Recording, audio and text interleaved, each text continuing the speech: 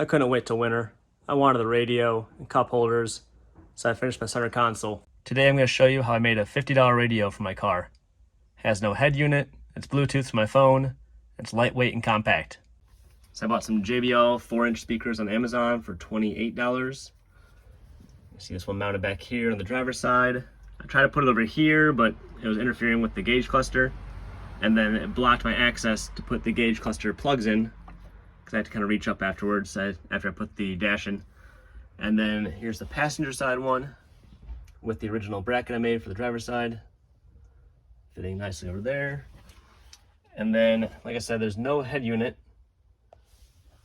but I used a hidden amp back here. So I bought this for $19, I think.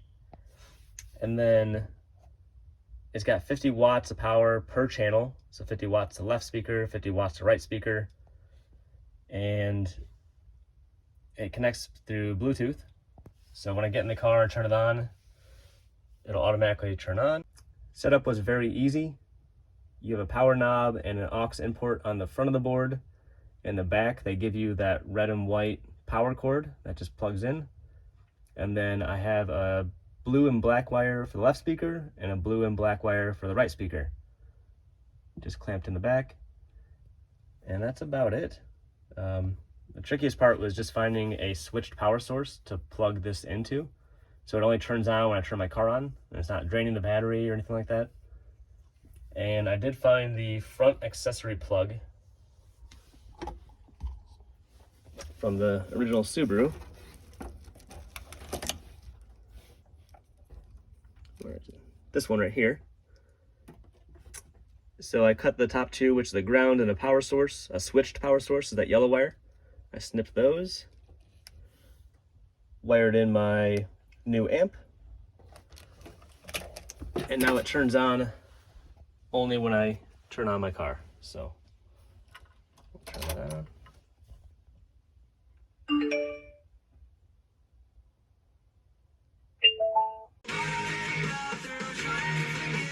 This is me talking for a reference.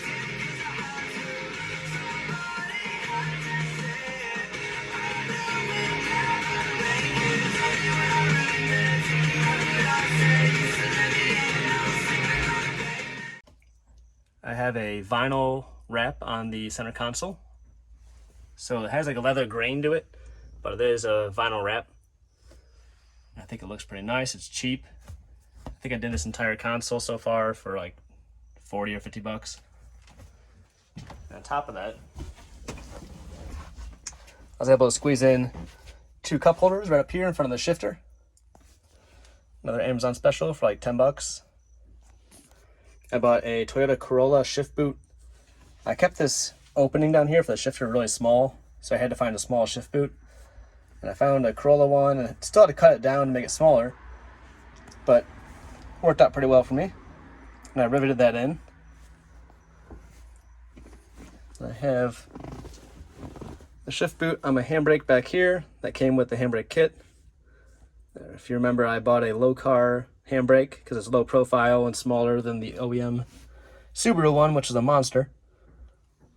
So I've only done the top half of the center console. The vinyl wrap was interesting. I've never wrapped anything before, so each piece took me about an hour. It's not expensive. It's very forgiving.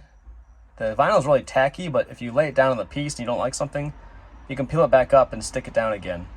So you can keep relaying it and not worry about wrinkling it permanently or messing it up.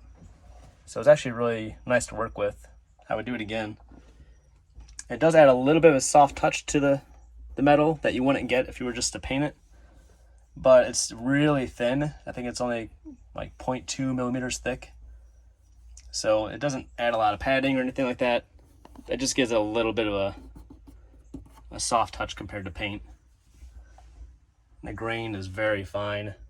I wish it looked a little more like a thicker leather, but it turned out really well. You can see I also cut the carpet for the footwells.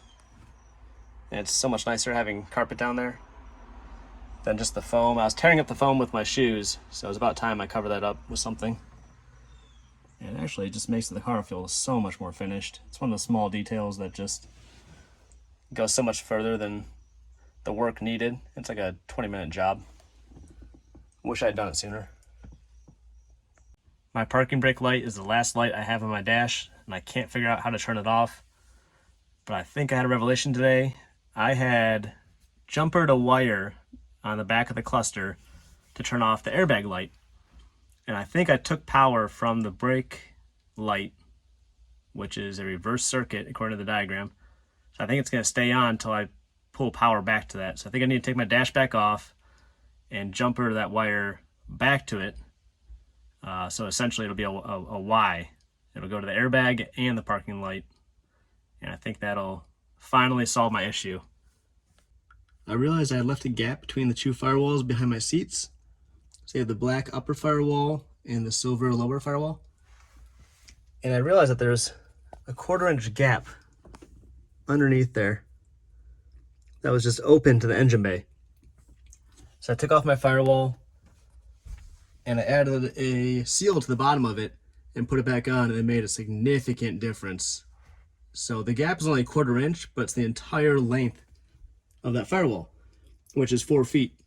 So it's combined like 12 square inches of gap to the engine bay. So a lot of noise was coming through, and now it's much quieter, and the sound that doesn't come through is much more muffled.